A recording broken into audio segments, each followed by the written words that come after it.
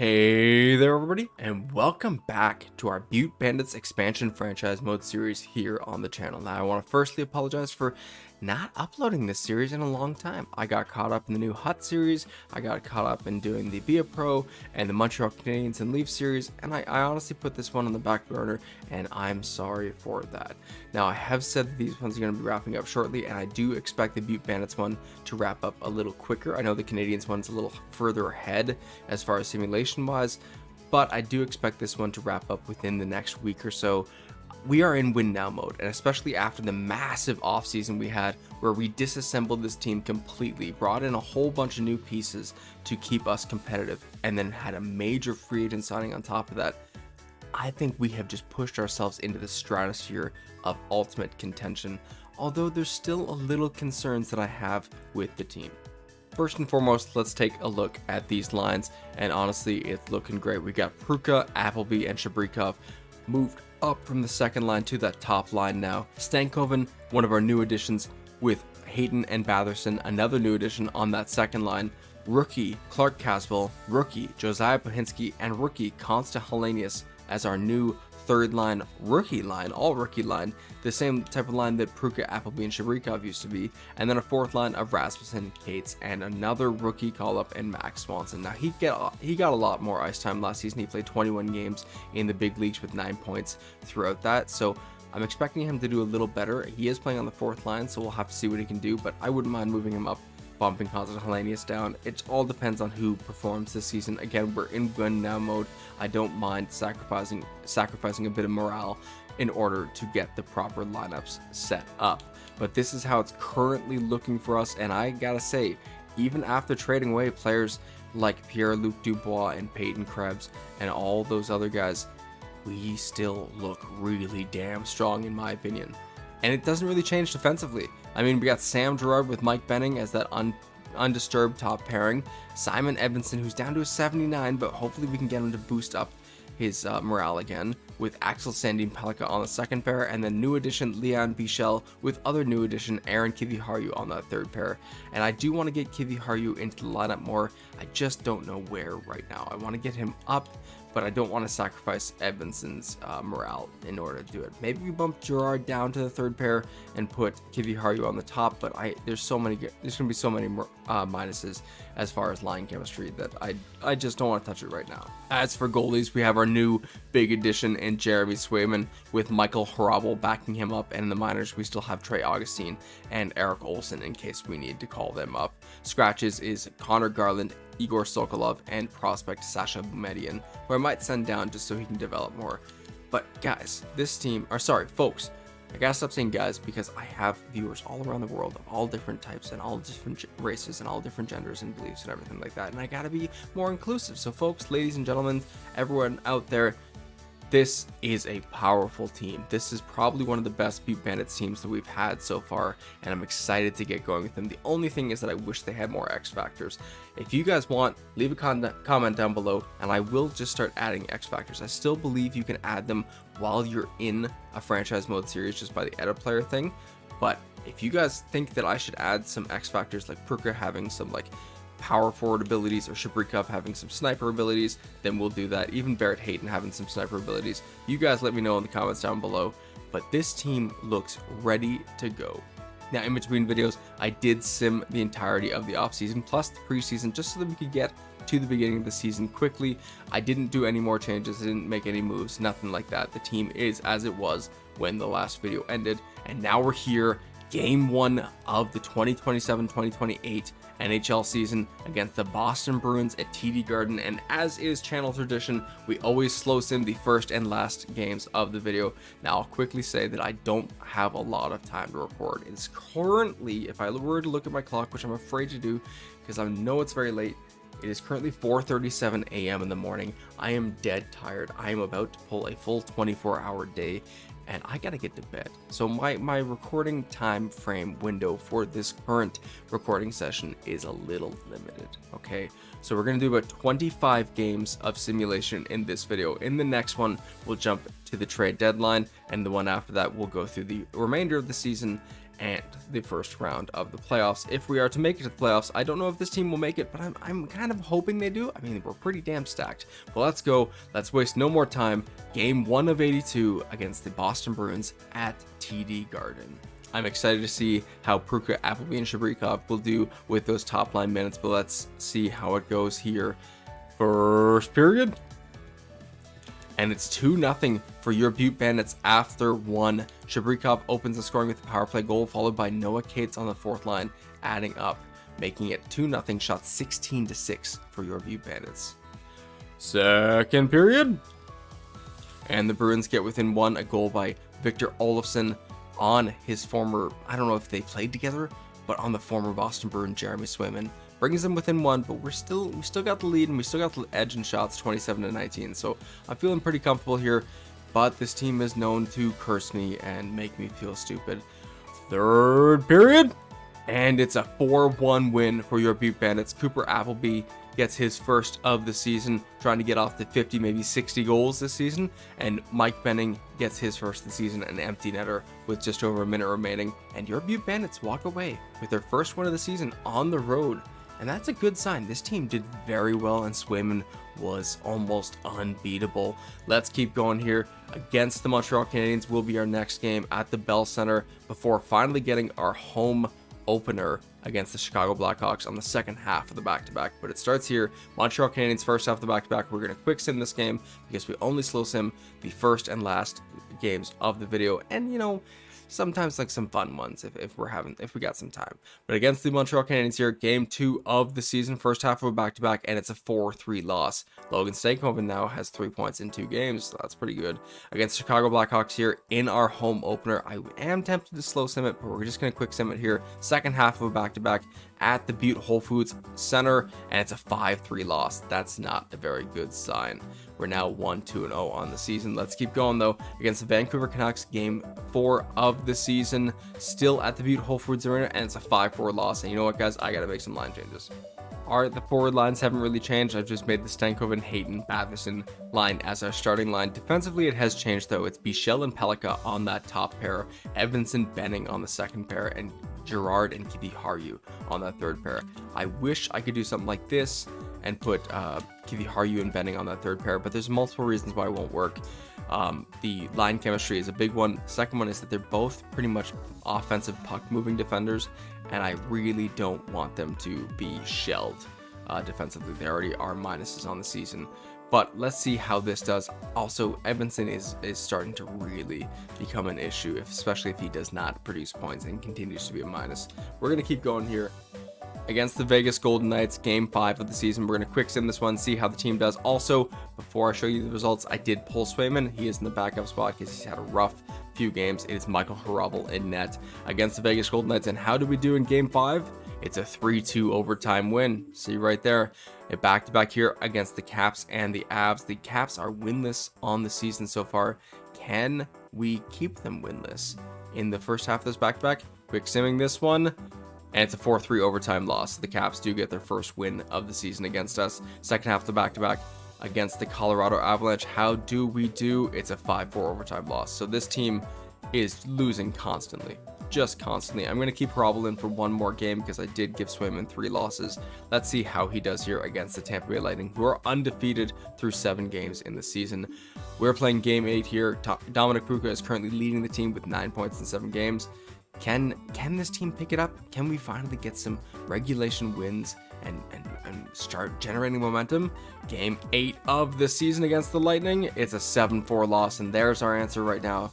This team is struggling, and as much as I want them to be in win now mode, it's already looking like we might have to wait a little bit. All right, I've made some big changes. We got Stankoven, Appleby, and Shabrikov on the top line, Pruka, Hayton, and Hellenius on the second line, Caswell, Cates, and Batherson on the third line, and Rasmussen, Bohinski, and Swanson on that fourth line. And it's already looking like Bohinski might be demoted to the AHL. He's currently got 0 points through 8 games and a -4. And another big change I made is that I got rid of our head coach. I brought up Milan Baran, who is the AHL head coach. And also, right off the bat, we are going to put Gerard back on that bottom pair with Aaron Kiviharju. I said I don't want to do these two together, and then I literally left them the way they were. and Benning and Kiviharju got shelled. I don't want them to be the starting pair. I'd rather it be Evanson and Benning, Bichelle and Pellikka. I mean, Pellikka's doing great, 7 points in 8 games, but you know, we gotta just keep making some line changes until we find what works. Swayman is back in net. We are gonna continue to sim here to see what we can do with this team as we go into game 9 of the season. Another back-to-back. That's our third back-to-back to start this season, and we haven't even played 10 games yet. Game 9 of the season, November 1st at the Butte Whole Foods Arena. First half of back-to-back against the St. Louis Blues. How do we do here? It's a 5-2 loss. This team's never going to win. Against the Philadelphia Flyers, second half of a back-to-back here. How do we do? Do we finally get a win here? It's a 4-3 overtime loss. Guys, I'm starting to think this team is absolutely cursed. Game 11 of the season against the New York Rangers, who are off to a hot start. How do we do at the Butte Whole Foods Arena? It's a 9-3 win. Holy crap. So we blow up for a win there. Maybe the team's finally starting to gel and get some momentum going. We'll see what happens here against the Anaheim Ducks in Game 12 of the season at the Butte Whole Foods Center. It's a 4-3 win. Okay, and you know what? That means that if we win this game here against the Detroit Red Wings, the channel legacy continues. It all depends here. I usually win the game after, the game before, or the game on my birthday. We've already won the game before, but there's also a game after. So I want to see, can we win this one? November 9th at the Butte Whole Foods Center against the Detroit Red Wings, who are struggling this season, so it's kind of an omen for us. First half of another back-to-back. Can we get a win? No, I'm not making any trades. Please stop offering them. It's a 6-1 win. Oh my gosh. Okay, the team's starting to roll. As soon as I started being pessimistic, they start to roll. Second half of the back-to-back here against the Columbus Blue Jackets at Nationwide Arena, and it's a 3-2 loss. I can deal with that. I can deal with that. Another back-to-back, this time against the Minnesota Wild and the Pittsburgh Penguins. First half of the back-to-back, game 15 of the season, is a 3-2 win. Second half of the back-to-back, game 16 of the season against the Pittsburgh Penguins, is a 4-3 loss. And I think it's time to take a look at how the team's doing. So Stankoven has 12 points in 16 games. This is very good for the new addition. Appleby with 11 goals in 16 games and not 20 points is amazing. Nikita Shabrikov with 16 points in 16 games, absolutely what we need. 20 points in 16 games for Pruka. He is really living up to the hype that we bestowed upon him when we took him 15th overall in the 2025 NHL entry draft. Barrett Hayton with 19 points in 16 games. Man, he was only supposed to be a third line center, a shutdown center, kind of like what we have with Noah Cates now. And instead, he became a dynamo forward for us. Constant Helenius with 9 points in 16 games is not bad for the rookie. Clark Caswell with 4 points in 16 games and a -6. It is pretty much the end of his rookie debut. Noah Cates with 4 points in 16 games and a -3. I mean, I want more defensive abilities out of you. And 10 points in 16 games and a +1 for Drake Batherson on that third line. That's not too bad. Michael Rasmussen, 2 points in 16 games. Nah, I want a little more. Bohinski with 3 points in 16 games, so he's definitely starting to get his groove going, but I don't think he's going to make the NHL. And then Max Swanson with 6 points in 16 games and a +2. So definitely some good production there. I wouldn't mind doing something like this where we do Caswell with Batherson and Swanson, but it also doesn't seem like Caswell's going to make the NHL. Neither is Bohinski. We're going to give them till game 24 because after game 24 they're no longer rookies. But we're going to give them till game 24 before we make any decisions really rashly here. But I think we're good forward-wise. Defensively, Leon Bichelle with 6 points in 16 games and a +1 is very good news for us. He's actually putting up points when I really got him just to be that defensive stalwart. I don't know how, but he is doing it. Pellikka with 11 points in 16 games is very good growth for the right-handed defender. 2 points in 16 games and a -2 for Edmondson. He's quickly wearing out his welcome with me. I'm not going to lie. And Mike Benning with 5 points in 16 games and a -3 is also wearing out his welcome. He's having a really rough second season. Gerard, though, stable and steady as ever. 12 points in 16 games and a +3, playing mid-pairing, bottom-pairing minutes is absolutely great to see. You love to see it. And then Kiviharju with 6 points in 16 games and a -2. I wouldn't mind bumping him up, but again, him and Benning can't work together. And Evanson and Benning on that third pair might not do very good, but we're gonna try it anyways. Kiviharju and Gerard are now going up to the second pair. Bichelle and Pellikka are gonna stay on the top pair. Goaltenders, Swayman's definitely turned it around. He was an 870 when we first knocked him out of the net. Now he's up to 900. He's still only got 5 wins in 12 games played, but I think he's definitely coming around. And then Hrabal is starting to become a unplayable goalie with an 862 save percentage. And hell, we had to send him to the minors last season because he couldn't do it with an 883 through 16 games. And with the logjam that we currently have in net with Trey Augustine and Eric Olson still coming up, I mean, we can't afford to move on from a goaltender, especially if we can get something to help out our forward woes. Let's see, game 17 of the season against a really red-hot Calgary Flames team at the Butte Whole Foods Center. Can we get a win here in game 17? No, it's a 6-4 loss. That's unfortunate. We're going to keep going here, though, against the Winnipeg Jets. We're a middling team, so hopefully we can work out a win. I'm really hoping so. Let's see, game 18 of the season is a 2-1 loss. I'm gonna keep swimming in net. We're gonna keep rolling here. Game 19 of the season against the New York Islanders. Can we get this winning streak started here? It's a 10-6 loss. Okay, Swimmin is lost in net. All right, I didn't make any forward line changes. I don't think that's really the issue. The problems rest in the defense. Gerard and Kivi Hargu were getting shelled. So now Kivi Hargu's on the third pair with Benning. Again, that might not be a good idea, but it's really the only thing I can do unless I remove one of these players from the team. And then it's Gerard and Evanson on that top pair. Evanson, hopefully, with the new ice time, will get his game back. If he doesn't, then he's just going to be waived. I waived or traded. Again, his welcome's wearing out with me. And then Michael Hrabal is back in net, and we got to see if we have a playable goalie here. It's not looking like it, as he did get into one more game, and he's now down to an 847 saves percentage with almost a 5 goals against average. So he might be on the way out. It's just looking like that, honestly. But let's see what we got here. Last few games of this video. I'm sorry if this is a bit of a short rapid fire one. I know it might not be what you guys want. You guys gotta let me know what you want, though. You guys let me know what interests you the most. I'm sorry if I'm stumbling and stuttering. I'm very tired. I've already said that in this video. I've said that in a lot of videos. I'm just tired. But I want to know what you guys want to see more of. A quick little like sidebar is that I've seen a lot of YouTube content for NHL 24 doing long form videos where they do multiple seasons of a franchise mode series in one episode that's like an hour and a half to 2 hours long. If that's what you guys want to see, I can 100% do that for you. It'll definitely take a little longer for the production quality and the recording time. I mean, I usually take about 30, 40, 50 minutes per episode as it is, and then with the editing it's 20 to 30 minutes.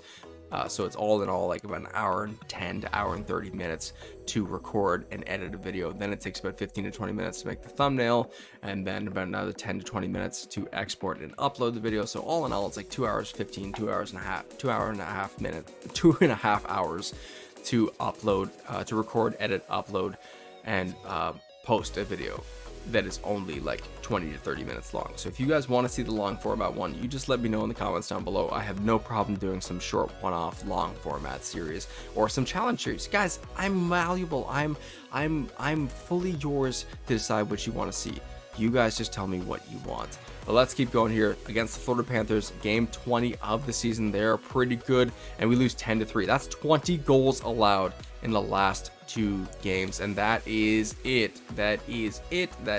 I'm gonna end the video here right now because I don't know what to do with this team, but it's requiring trades and my brain is not going to function for that. The next video will be coming out shortly. I want to thank you guys so much for joining me. I'm sorry if this video is rather rapid fire or quick. I don't know what to do. You know what? No, I'm gonna keep going. We're gonna go through the remaining 5 games and see just what this team turns into against the Arizona Coyotes here at the Arizona Mullet Arena. It's a 5-2 win. Okay, a bounce back game for Hrabal against the Edmonton Oilers here. Game 22 of the season is a 5-4 overtime loss. Last 2 games of the video, and you know what? I could have ended it earlier because we didn't slow sim that game. But against the LA Kings here, game 23 of the season. It is now December 1st, and we lose that one 8-4. So it's going to be Hrabal coming back out of net for the final game of this episode. We're just going to do 24 games in this episode. Hrabal is, oh my god, despicable. 835 save percentage with 564 goals against average. I've never seen a goalie that bad before. I've never seen a goalie that bad before. But final game of this episode, it's against the Buffalo Sabres. They are currently 5-13-5 on the season, so that means it's a definite win for them. Let's see what we got for our team. I really hope we can pull out a win here just to end this video on a positive note, but it all depends on how the team performs. First period. And it's 1-1 after one. Jeff Skinner opens the scoring for the Sabres before Cooper Appleby ties it up. And if you look at that shot count, that might be why we are struggling. Shots are 15-5 currently for the Buffalo Sabres. I don't know how we're still in this game, but we are. Second period, and we are still continuing to be in this game. Cooper Appleby doubles up. Owen Power makes it 2-2 for the Sabres before Barrett Hayton gets another goal and makes it 3-2 for your Butte Bandits. Shots 32-11 for the Buffalo Sabres though. So we are getting destroyed on this ice. Third period, and Jeff Skinner and Jack Quinn make it 4-3 for the Buffalo Sabres before Michael Rasmussen with a shorthanded goal ties it up and takes us to overtime. Shots are almost 50-18. It's 49-18 for the Buffalo Sabres, and it is 4-4 headed to overtime. Overtime period.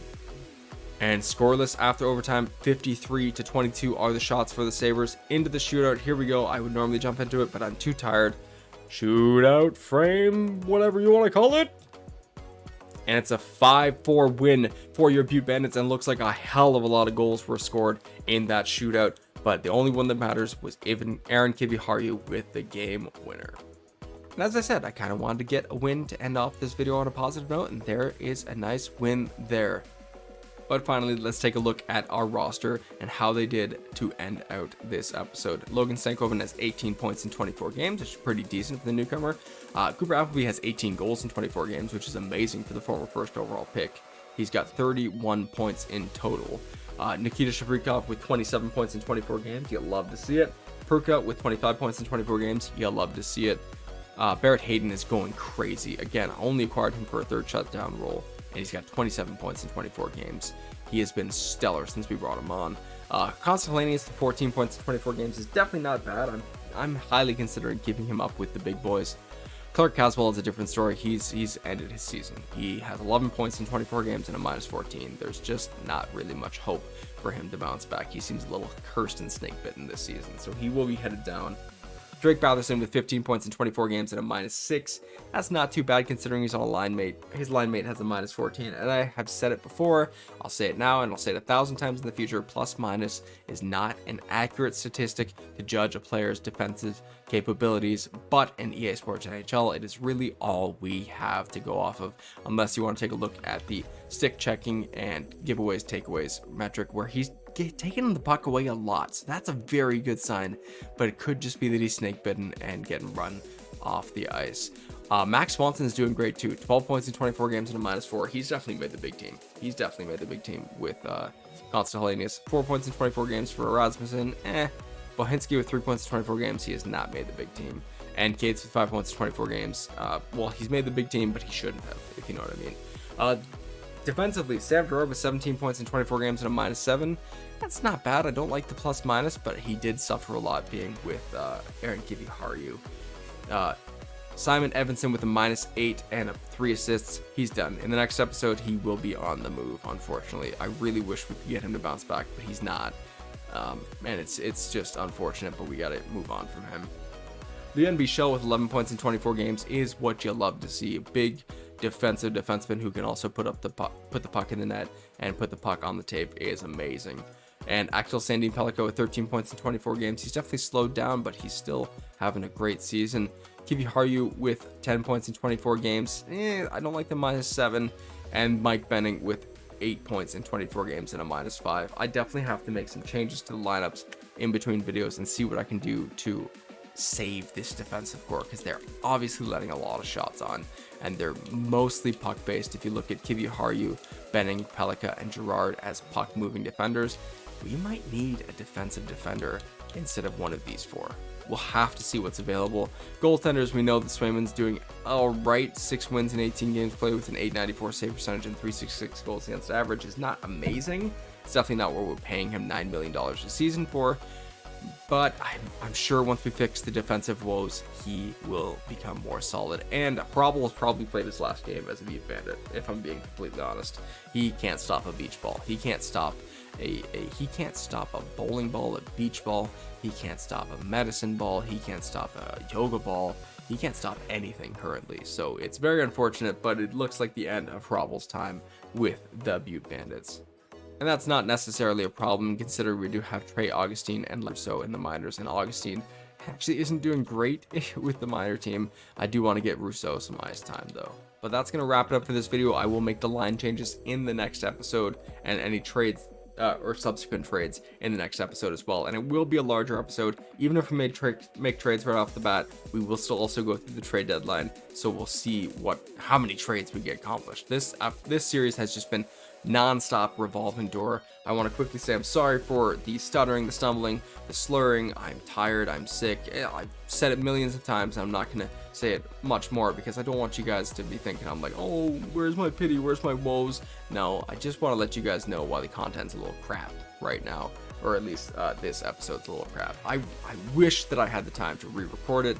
I just don't. I've already used my 30-minute window, and I can't really change that. But thank you guys so much for joining me. If you like this video, please leave a like down below and let me know what type of content you want to see more of. If you really like it, then why not consider subscribing? Do it on a trial basis, a 1-month free trial. If you like the content after a month, then stay subscribed. If you don't like it, I'm not going to blame you if you unsubscribe, okay? I too am a very picky sub box guy. I don't like to get spammed. My daughter currently is subscribed to everybody that she watches, and it's quite hilarious because she sometimes does it on my YouTube account, and I can't unsubscribe from them because then she won't know when they post new videos, and it just feels wrong. But you know what I mean. If you guys do enjoy the content, please just make sure to subscribe. I currently have 71% of my viewers as non-subscribed viewers, and if we just change that, man, hitting 100 is great, but if we change that 71 to even like 51% of my viewers aren't subscribed, it'd be up in the 300s by now. You guys have been amazing. Thank you guys so much for joining me, and I'll see you guys in the next video.